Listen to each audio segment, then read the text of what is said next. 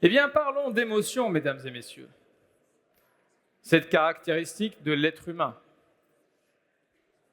cet élément, cette énergie qui nous met en mouvement.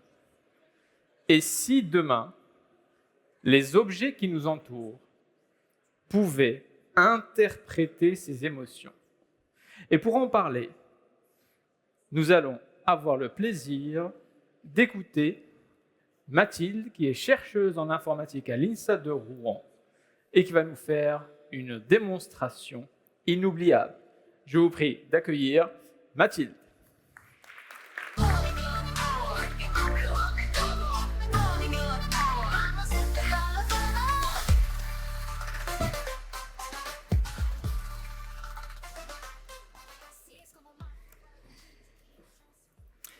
Bonjour à tous, je m'appelle Mathilde, je suis doctorante en informatique au laboratoire LITIS à l'INSA de Rouen et j'interviens aujourd'hui pour vous faire découvrir le monde insoupçonné de la modélisation des émotions et son intérêt pour la création de robots sociaux.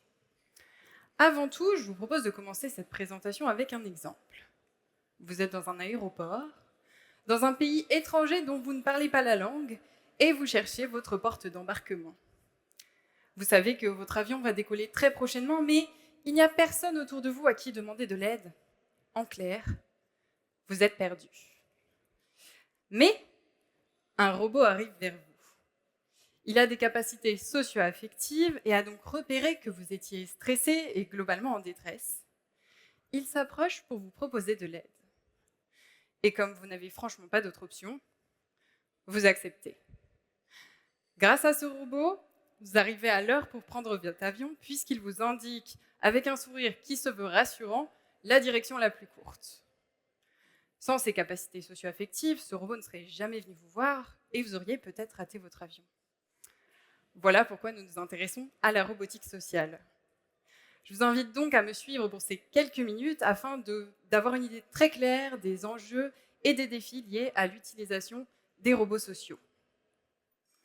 Les robots sont utiles dans de nombreux contextes. Pour l'éducation, ils incarnent des assistants pédagogiques capables de capter l'attention des enfants. Pour l'accompagnement des personnes âgées, ils offrent une présence et peuvent alerter les secours en cas d'accident. Ou pour la remédiation cognitive auprès de personnes avec des troubles du spectre de l'autisme, par exemple. Mais dans cette quête de l'intégration des robots dans notre quotidien, nous nous heurtons à un premier problème. À l'heure actuelle, les robots ne disposent pas de suffisamment de capacités de communication pour interagir de manière fluide avec les êtres humains, si bien que ces derniers n'interagissent pas de la même manière avec les robots qu'ils interagissent entre eux. Il s'agit donc de caractériser les signaux de communication et compétences utiles aux robots pour proposer des interactions plus naturelles, plus fluides, des expériences utilisateurs plus enrichissantes. Et les émotions semblent être un facteur prépondérant à l'obtention de résultats plus réalistes. Mais un nouveau problème se pose alors, comment intégrer les émotions dans nos futurs compagnons artificiels? Eh bien, c'est à cette question que nous allons répondre aujourd'hui, puisque je vais vous présenter les solutions imaginées et implémentées par les chercheurs en informatique. Mais avant d'intégrer les émotions dans nos robots, commençons par définir ce qu'est une émotion. Une émotion est définie par les chercheurs en psychologie et neurosciences comme une réponse affective brève et intense, en réaction à un événement ou à une situation, et est associée à des changements physiologiques rapides. C'est une expérience consciente qui nous mobilise et nous pousse à agir pour nous adapter à une situation. Prenons un exemple. Vous jouez au loto, vous découvrez que vous avez gagné 1 million d'euros. Votre rythme cardiaque s'accélère, vous avez chaud et vous souriez à vous en faire mal aux joues. Votre système nerveux sympathique vous indique que vous êtes très heureux. Et en conséquence, vous quittez votre job et achetez la maison de vos rêves en Camargue. Les émotions influencent donc nos décisions et transparaissent à travers des comportements clairement identifiables, tels que les expressions faciales, qui sont cruciales pour nos interactions sociales. Darwin, pionnier concernant l'étude des émotions, a mis en évidence le caractère universel des expressions faciales associées aux 6 émotions primaires qu'il a caractérisées, à savoir la tristesse, la joie, le dégoût, la surprise, la peur et la colère. Les émotions remplissent 3 fonctions principales. La motivation au changement, ou comment une émotion nous pousse à agir. Par exemple, c'est la peur qui pousse le singe à fuir le tigre qui lui court après. L'adaptation, fonction mise en évidence par Darwin dans sa théorie de l'évolution, et qui implique que si les singes n'avaient pas peur du tigre, on aurait beaucoup moins de singes. Et la communication. Un singe qui a peur va pousser des cris qui vont alerter ses congénères. Intégrer les émotions dans nos futurs robots permettrait donc une communication plus efficace et un réalisme accru dans leurs interactions avec les êtres humains. Et c'est exactement ce à quoi s'appliquent les chercheurs en informatique affective, puisqu'ils travaillent sur la modélisation du concept d'émotion et le développement d'algorithmes qui permettent la reconnaissance et la synthèse d'émotions par des systèmes robotiques et ce de façon automatique. La première étape dans le travail du chercheur en informatique est donc de sélectionner le modèle approprié de représentation des émotions, puisqu'en effet, intégrer les émotions dans les robots repose sur des programmes informatiques, eux-mêmes basés sur des modèles représentationnels d'émotions. Il existe de nombreuses représentations des émotions en psychologie, mais les deux plus populaires sont le modèle dimensionnel, où une émotion est représentée en fonction de sa valence, plus ou moins positive, et de son intensité, ou arousal, plus ou moins active, et le modèle catégoriel, où une émotion est désignée par un label ou une étiquette qui lui est propre, comme dans la roue de Plutchik, qui propose 8 catégories d'émotions. Un autre aspect crucial dans les interactions est leur caractère multimodal.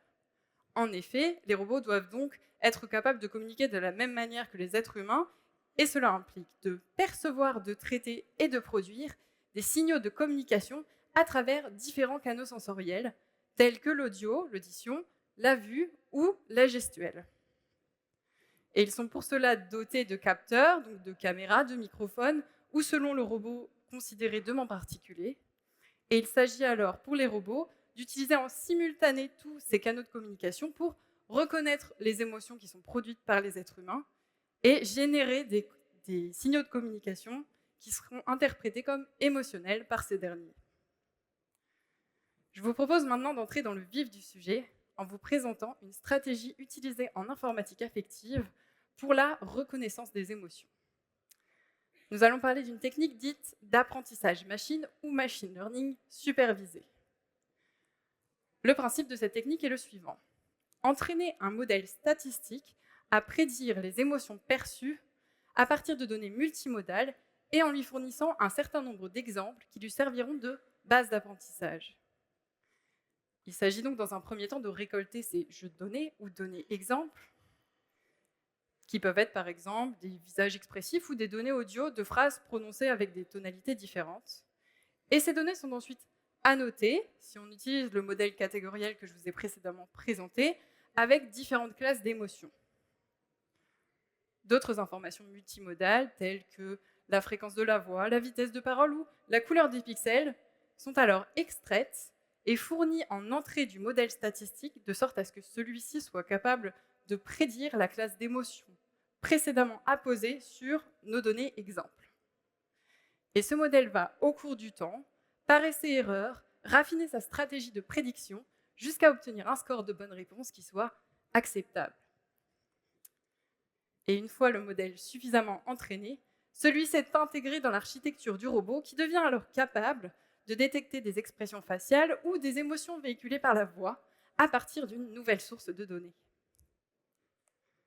Et la même stratégie peut être utilisée pour permettre au robot de générer ses propres expressions faciales. En effet, le visage humain a été méticuleusement cartographié, de sorte à établir une correspondance entre les émotions véhiculées par les expressions faciales et la contraction des différents muscles du visage. Et en fournissant ces modèles d'expression faciale ainsi que des modèles d'interaction au modèle d'apprentissage, le robot devient alors capable de produire des expressions faciales réalistes au cours d'une interaction avec des êtres humains. Intégrer la dimension émotionnelle dans l'architecture d'un robot à travers les fonctionnalités de reconnaissance des émotions ou de génération d'expressions faciales que je viens de vous présenter, lui permet de simuler ses propres émotions et de reconnaître celles des êtres humains avec qui il interagit, garantissant une interaction plus efficace et harmonieuse. D'autres facteurs, tels que l'humeur ou le contexte d'interaction, influencent aussi l'émotion qui devrait être exprimée par le robot. Et l'architecture peut donc être enrichie au cours du temps avec des modalités et des fonctionnalités toujours plus fine et complexe. Mais peut-être serait-il temps de vous présenter Camille, avec qui je travaille au laboratoire et qui va vous présenter ses activités. C'est parti. Bonjour Camille. Bonjour Mathilde et bonjour à tous. Peux-tu te présenter à notre audience, s'il te plaît? Je suis Camille, un robot social qui peut interagir avec des humains en utilisant leurs propres codes sociaux. J'ai une tête robotique orientable, une caméra pour visualiser l'environnement, un micro pour entendre et parler, mais surtout, j'ai un projecteur qui me permet de réaliser des expressions faciales. Par exemple, voici ma réaction quand Mathilde m'a dit que nous allions monter sur scène aujourd'hui. Et voici ma réaction quand elle a secoué ma boîte un peu trop fort pendant le trajet jusqu'ici.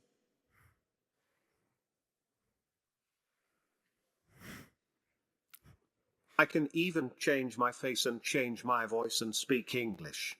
How do you do? Mais je suis tout de même mieux comme ça. Parle-nous de tes activités au laboratoire.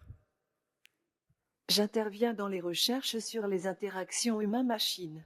Je participe aux expérimentations et j'interagis de manière naturelle et empathique avec les êtres humains. Si je suis doté de ces capacités, c'est grâce aux travaux des chercheurs en informatique effective du laboratoire qui ont programmé mon architecture et qui continuent de l'améliorer chaque jour avec de nouvelles fonctionnalités. Merci Camille. Les avancées en intelligence artificielle dessinent un avenir où les robots pourront devenir de véritables compagnons de vie, capables de percevoir et de répondre aux besoins émotionnels des individus avec qui ils interagissent. Merci à tous.